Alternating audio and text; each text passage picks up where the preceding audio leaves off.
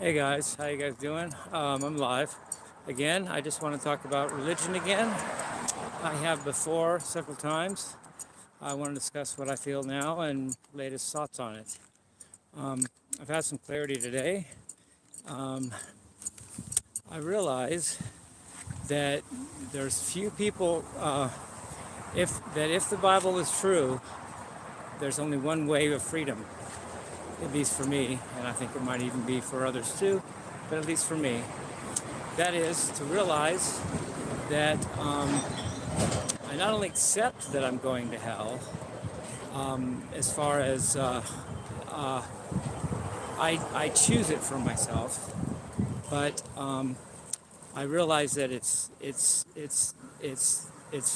the only choice because it's futile to to fool God. It's futile to fool God, and somehow by my goodness or my belief convince Him to let me into heaven. I realize that that's futile, which lets me off the hook in a big way, and leads to, at least for me, religious freedom. And by that, I don't mean my right to impose my beliefs on someone else, which is really permission to practice spiritual tyranny, but spiritual freedom from within, which is my peace with myself. That if the Bible is true, and if there's a hell, I give up the struggle of fighting that, and then thus I'm off the hook, and I'm free. And there's no proof in the Bible that hell is even that bad, or even if it is, there's no proof of exactly how bad it is. So we don't know that. In fact, there's no proof in the Bible that heaven is fun. There's only proof that it's not hell.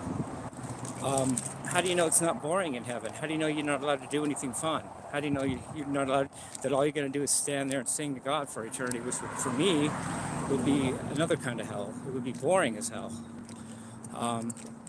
So anyway, just some thoughts. That God is, if there's a God, He's big enough and smart enough to not be able to be fooled by anything I might do to impress Him with my faith, belief, or goodness. Therefore, God knows as well as I do that if there's a hell, I'm going there, which really gives me peace.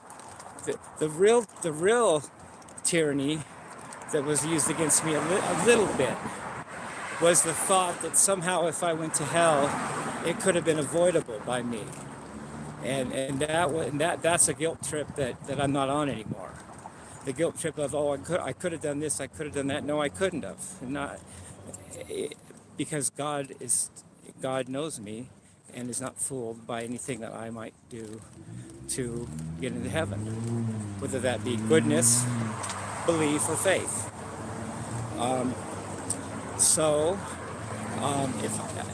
If I go to hell, because there is one, if there is one, it was my fate. It was unavoidable, and that is spiritual freedom to me, or religious freedom in the context of the Bible. If the Bible's not true, then that's even better still. And I'm not saying the Bible is true. I'm just saying if it is, that's how I deal with it. And really, if God, I just had a thought about that. Even if God weren't big enough to not be foolable by me, He wouldn't be God, if He exists.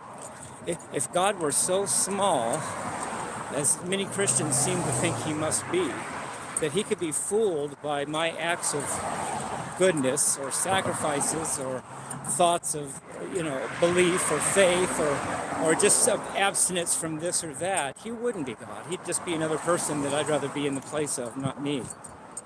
So since He's not that, obviously, He knows me well enough to know that if there's a hell, I'm going there, and then I'm free and I'm off the hook. I love you guys. Peace, rock and roll.